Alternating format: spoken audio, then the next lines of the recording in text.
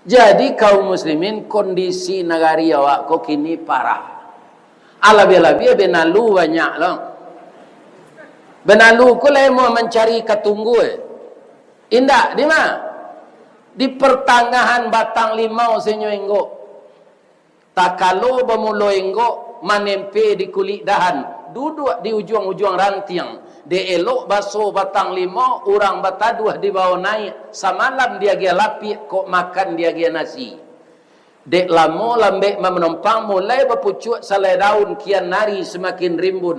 Urik menjala-jala juga, kini melilik mengulampai.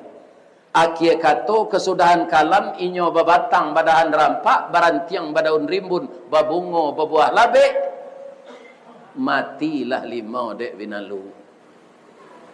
Salamo ko ambo nangai ko lawi di sertifikat kan merupa. Tulah benalu.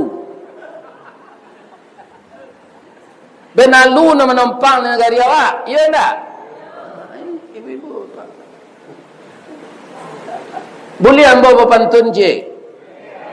Payo kumbuh koto suliki. Koto nampe di tepi bukit.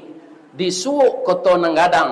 Tampak nandari gunung sago. Ba'a kolah lain negari awak kini makin diubek makin sakit tawa terserak biso nan datang dukun mau ubek lah damam pulo. Kini dukun dan tukang ubek tu namanya damam. Ya kan?